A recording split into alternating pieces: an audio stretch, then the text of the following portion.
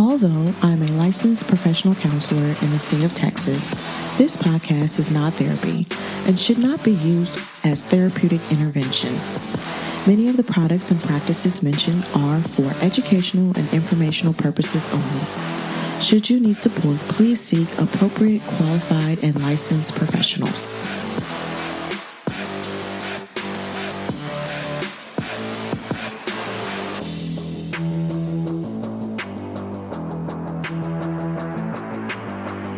Hey y'all, welcome to Between a Hot Mess and a Therapist, the podcast where we navigate the murky waters between what society expects and what it means to truly live, embrace the messiness, the beautiful chaos of life, and celebrating the rebellion in the process. Whether you're a recent graduate, a seasoned therapist, or someone simply curious, there's something here for everyone. But before we dive in, make sure you join the Hot Mess Rebellion community where you can connect to other like-minded souls.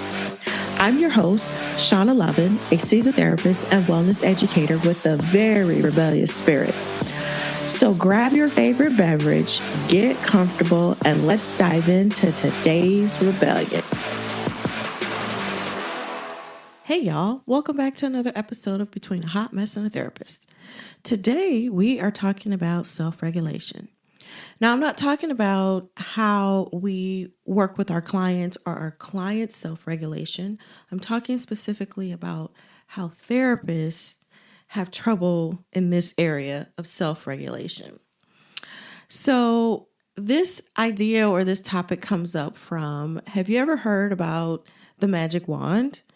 You know, that wand where just because we are a therapist or a helping professional, they think we have our shit together all the time. They think that we don't have any emotions, that we're just kind of in this place where we are untouchable. Yes, that magic wand. The magic wand where we can just magically fix things for other people all the time. Yes, that magic wand. I don't have it. And I know there have been plenty of times that I probably have lost my shit or probably should have lost my shit because I didn't have myself together and I wasn't very well regulated. The thing about self-regulation for us is that it's just really managing our own emotions, reactions, and responses. And it's more than just what is happening in a therapeutic setting. It's also about what's just happening in our personal life. Because life happens. Life be lifing, y'all. And so it's important for therapists to understand self-regulation because it is connected to maintaining our professionalism. It provides or establishes trust with our clients and other people around us. And it helps facilitate effective outcomes for our clients that we're working with. And you know, if we're not self-regulated, I'm pretty sure there's a lot of things that could go wrong in a situation because we don't have our shit together. Though the paradox about all of this is that we have to learn to balance empathy and compassion and maintain boundaries and objectivity. And I think some people find it hard. How can you be caring and be empathetic, but yet be clear in your boundaries? Because remember, our boundaries are for other people, not for ourselves, or they're for ourselves, not for other people. But I think some of the bigger challenges that we deal with in this particular space is because we're always dealing with burnout, secondary trauma, and compassion fatigue as therapists or as helping professionals. Because this is when we are typically meeting our clients on the worst day or the worst period of their life. We're always exposed to their emotional distress, their trauma, their stories. And even if you think it's not impacting you, it is. You know, the one way to just kind of manage all that is what are you doing on a daily basis? Your self-care that you're doing on a daily basis to manage that. You know, what are the strategies or skill sets that you're managing? because some people think, or some therapists or helping professionals think like, well, yeah, this is my job and this is what I deal with, but it doesn't impact me personally. Well, I'm telling you that it does. You can let other people tell you that it doesn't, but it does. Another area that comes up for the challenges in self-regulation is the countertransference and our own personal triggers. Because unconsciously, we're being triggered by our clients. It's not that it's their worst day, but there's something about their story, about what happened to them, that it's triggering us. It's their experiences and their behaviors. It just brings up old stuff for us. Or it creates this space where it resurfaces during therapy sessions, or it's triggering some emotional reactivity or response out of you. And so if you pair that with, I'm a therapist who's not taking care of myself, who's not self-regulating, or, and you're being triggered, then how are you maintaining control? How are you maintaining your professional boundaries? That's because of the countertransference. If you didn't hear my episode on transference, you should go back to that one. The other place here with personal triggers is that, we have personal stressors, events, challenges, and we're just managing our household and our own family issues. We're coping with just general life transitions, and it puts us at an increased emotional vulnerability. That's like, and it puts us at this like emotional strain, and it sometimes can affect our ability to regulate our emotions during sessions, which is why it's important to have daily self-care. Boundaries is another one, or role confusion. So this is where we are negotiating professional boundaries and role expectations, but the challenge comes up when we're trying to maintain that balance between empathy and professional detachment. So we don't want to get enmeshed with our clients. Yes, we want to care. We want to show them empathy. We want to be on their side. We want to be their cheerleader. We want to be their biggest supporter. But there's that fine line of, am I getting too involved? Or is this a healthy involvement? The strategies, though, or the skill set that we need for establishing clear boundaries and preserving our therapeutic integrity. That's what we need to understand about role confusion, that we don't want to engage in that because that's what keeps us kind of in our lane, per se. So what are just some factors that contribute to self-regulation? And what are some of the challenges that come with that? So I kind of mentioned some of them, but here's a little bit more specific details. So emotional absorption. Again, we're meeting our clients on the worst day or the worst period of their life. And we are frequently absorbing and processing intense emotions with our clients during session or when we're working with them. And so the empathetic connection that we have with clients can lead to emotional resonance, making it challenging to separate our own emotions from those that are our clients' emotions. So we're just taking it all in, but we're having trouble being able to separate what's ours versus what's theirs. Another one that comes into play is perfectionism and self-expectations. Now, we all have a higher standard that we put on ourselves, and we all put like this undue pressure on ourselves all the time because we live in a world where it expects us to be perfect, but there's no such thing as perfect. We can never achieve perfection. And if someone tries to tell you that, they're lying to you. We can't achieve perfectionism. So what happens is that we have a fear of like making mistakes or not meeting the client's needs or, just not helping the progress of the client. Like we have fears around that. And so these unrealistic expectations often leads to like self-criticism, anxiety, heightened emotions. And we're just in our head like way too freaking much. And it becomes challenging to regulate our emotions when we're in our head because we're too busy thinking that we're not in our body. Another factor that comes up is cultural diversity. And this could be in the sense of that we're working with our clients in diverse cultures and backgrounds and whatever's kind of happening there, right? But we may encounter additional challenges in this area because there's the communication styles, there's the expression of emotions, there's just the overall therapeutic expectation from clients or from the particular cultural backgrounds. And so it may require us as the helping professional, the therapist, to navigate even more complex emotional dynamics. And it's posing an additional challenge to self-regulation.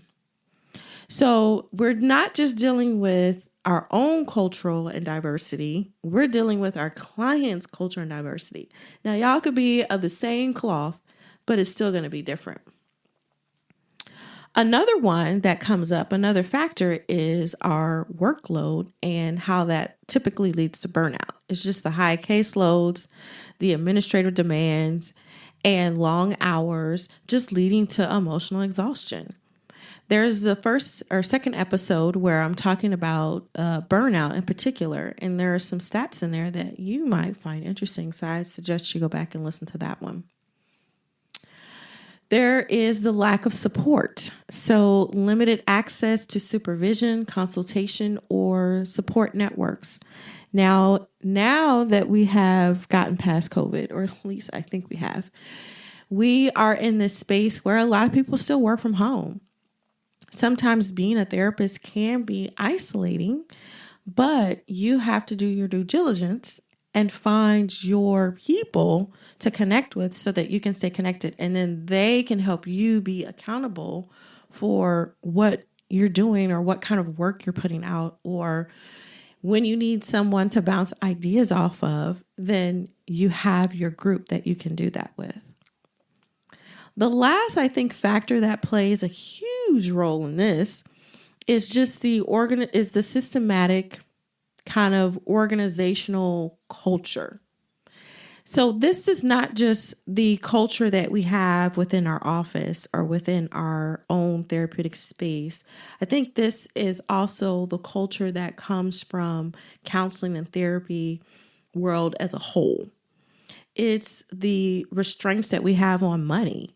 It's the societal stigma that we get about being a therapist and our own well-being. Like, remember, we have our shit together. We got that magic wand, remember?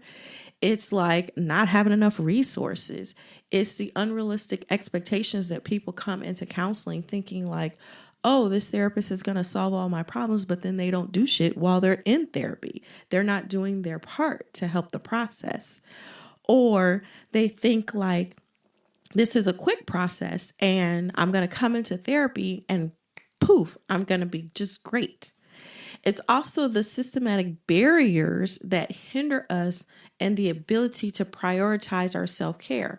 This is more in that space of like, if you have a full-time job, not working for yourself, but they don't allow, you're dealing with everyone else's stuff, but then they don't allow you to deal with your own stuff. Like they don't do a great job of that. This is also in this space where, we are having that emotional or heightened emotional distress and burnout. And so with all these factors together, it's not just leading to burnout, it's also leading to just therapists and helping professionals having trouble regulating themselves. And so this is why I do what I do. Because I have found just along my own personal journey that you got to figure out how to stay in your lane. Because when we're too busy listening to everyone else and what everyone else tells us we should be doing, it creates this space of really the unrealistic expectations. And it creates this space where if we feel like that we are not doing our best or achieving these unrealistic expectations, then we're again stuck in our head. We have trouble regulating ourselves, and ultimately it leads to burnout. So what do we do about this? Here are just a few things that I have found to be very helpful. And I know we talk a lot about self-care and wellness practices of some kind. And a lot of people say, oh, self-care, self-care, self-care. But again, we really want to achieve a place of self-love. But self-care is the vehicle. These are the activities that we're doing to get to that place of self-love. Our self-care activities should be able to replenish us emotionally, physically, mentally, all the above. It is thinking about incorporating some type of mindfulness or exercises, some kind of creative outlet just into our daily routines. It's about setting boundaries and practicing self-compassion and being kind to yourself when things aren't working out or working well. You know, self-care is one of those things, like I said, we hear about it all the time. But in reality, it's something that I think we forget as therapists to even engage in. And so I'm going to challenge you to find those small pockets of your day and create part of a daily routine where you are replenishing yourself, replenishing your reserves every day. Because when the bad stuff happens or when the crappy stuff happens, it doesn't seem as bad. The second way that we can kind of manage or work on our self-regulation is really mindfulness and emotional regulation techniques. So I'm not going to go into detail about that because I'm pretty sure you know. But basically, make sure you're cultivating present moments of awareness with your mindfulness practices. You want to use your emotional regulation techniques such as deep breathing and grounding exercises to just maintain yourself. This is something that can kind of happen in a split second. You get hot, you're upset about something, just take a minute instead of responding and breathe and then see what happens. Part of this is that we need to really develop a self-awareness in order to manage our emotional reactivity in real time. So if we're present about what's happening in real time, then we should be able to better regulate ourselves and kind of keep yourselves together before you either respond, react, or any of that. Because remember, the only person that you can control is yourself. How you think, respond, act, and or feel. The last space where we can kind of enhance our self-regulation is, again, getting connected to some kind of supervision group, a consultation, peer support. Because what happens is that you can talk about what's going on with you. It's a space where you can maybe get a little validation, have like some connectedness, but yet if you have a really good group, they're going to call you on your shit. But engaging in some type of support in that manner is going to help you develop, your professional side that you need, but also be reflective and have separation from your personal side and trying to get the two places to work together. So I've always been kind of a therapist or a person just in general who has maintained kind of, I think, outwardly emotions towards other people, like especially like in public or just kind of around other people, unless you're kind of in my inner circle. And there's been some times where I've definitely have lost my shit. Don't get me wrong. But I think overall, I grew up in a generation where you were seen and not heard. And oftentimes your emotions are something that you didn't talk about. And so as I get older and as I'm trying to teach my children to express their emotions, I'm finding that I have to do the same thing. The other piece that comes up for me is for self-regulation and emotions is that as a projector, I'm an emotional projector. So as that, I've got my own stuff that I can control. but I have people around me who are non-emotional. And so it's important for me to regulate and express where I'm at so that they can learn kind of like what's going on with them. So don't think about self-regulation as just that something you need in the therapy room or in your therapeutic setting. It's something that you need in your personal life as well, because this is how we maintain our personal relationships. This is how we, enhance the people around us. Control yourself, control your own emotions, manage your own self.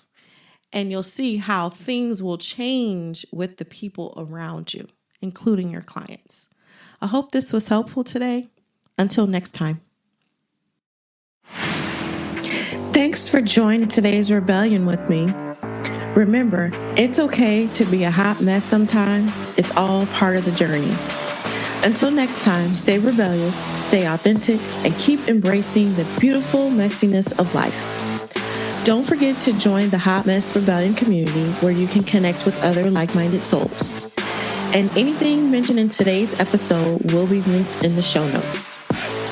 If you enjoyed today's episode, make sure you subscribe, you share with a friend, you leave a review, and you keep coming back for more. This podcast was brought to you by Healing Roots Wellness and Botanicals. For more information, please visit healingrootswab.com.